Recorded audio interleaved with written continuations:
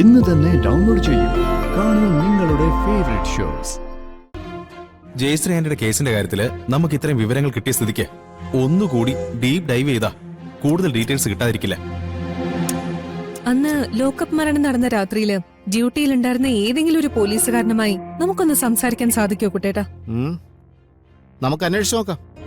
അറിഞ്ഞിടത്തോളം അന്ന് ഡ്യൂട്ടിയിലുണ്ടായിരുന്ന എല്ലാവരെയും മേനോൻ പർച്ചേസ് ചെയ്തിട്ടുണ്ട്. അതുകൊണ്ട് അവരെ കണ്ടുകിട്ടിയാലും സത്യം പറയും തോന്നുന്നില്ല. അതങ്ങനെ ഉറപ്പിക്കണ്ട.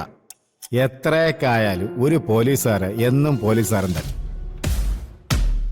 കൈക്കൂലി വാങ്ങിയാലും ഇല്ലെങ്കിലും സ്വന്തം ദേഹത്തൊട്ടിയ യൂണിഫോമിനോട് അറിഞ്ഞോ അറിയാതെയോ ഒരു ആത്മാർത്ഥതയൊക്കെ ഉണ്ടാവും.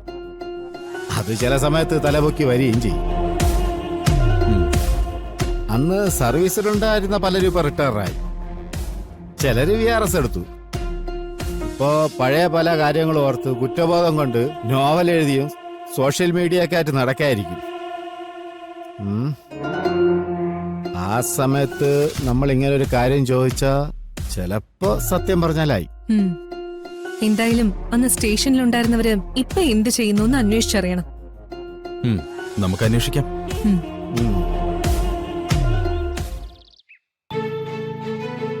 ധോനിമോളുടെ ബർത്ത്ഡേക്ക് ചേച്ചി വരുന്ന് ഞാൻ പ്രതീക്ഷിച്ചു. കുട്ടികളോട് ചോദിക്കുകയും ചെയ്തു. ഇരിക്കൂ. ഞാൻ അന്നേ അമ്പലത്തിൽ പോയതായിരുന്നു. പിറന്നാളിന്റെ കാര്യമൊക്കെ പെട്ടെന്നല്ലേ പറഞ്ഞത്. തീർത്ഥയാത്ര നേരത്തെ തീരുമാനിച്ച കാര്യമായിരുന്നു. മാറ്റിവെക്കാൻ പറ്റാത്തൊരവസ്ഥയായിരുന്നു. അത് സാരില്ല. നമുക്കൊക്കെ ഒന്ന് പുറത്തേക്ക് പോകാൻ എപ്പോഴും അവസരം കിട്ടുന്നതല്ലോ. അപ്പൊ കിട്ടുന്ന സമയത്ത് പോവുക, അത്ര തന്നെ. അതെ, ക്ഷേത്രത്തിലൊക്കെ ടൂർ ഗ്രൂപ്പ് ഉള്ളത് കൊണ്ടേ യാത്ര പോണെന്നുണ്ടെങ്കിൽ സമയം പണവും മാത്രം കണ്ടെത്തിയാ മതി. സമയം ഒരു പ്രശ്നം തന്നെയാ. ധോനിമോളെ നോക്കേണ്ടതുകൊണ്ട് ഞാൻ അങ്ങനെ എങ്ങോട്ടും പോക്കൊന്നുമില്ല. പോണെന്ന് ആഗ്രഹം പറഞ്ഞ 100 മനസ്സോടെ പൂർണിമ സമ്മതിക്കും. പക്ഷേ ധോനിമോളുടെ അടുത്തുനിന്ന് മാറി നിൽക്കാൻ എന്റെ മനസ്സ് സമ്മതിക്കില്ല. കൊച്ചുമക്കളുടെ കാര്യത്തിൽ നമ്മൾ എല്ലാവരും ഇങ്ങനെ തന്നെയാണ്.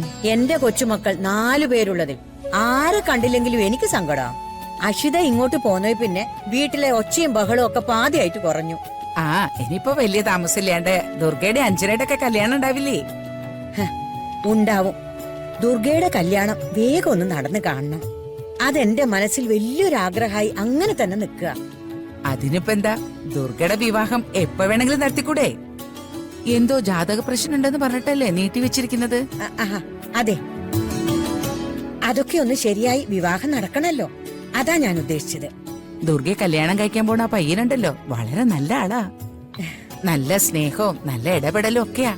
അതെ, കിരൺ നല്ല പയ്യനാ. ദോഷങ്ങളൊക്കെ മാറി അവരുടെ വിവാഹം പെട്ടെന്ന് നടന്നു കിട്ടിയാൽ മതിയായിരുന്നു.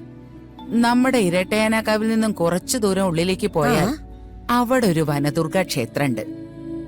അവിടെ ഒരു വഴിപാട് കഴിപ്പിച്ചാൽ ജാതകദോഷമൊക്കെ പെട്ടെന്ന് മാറി അവരുടെ വിവാഹം നടന്നേക്കും.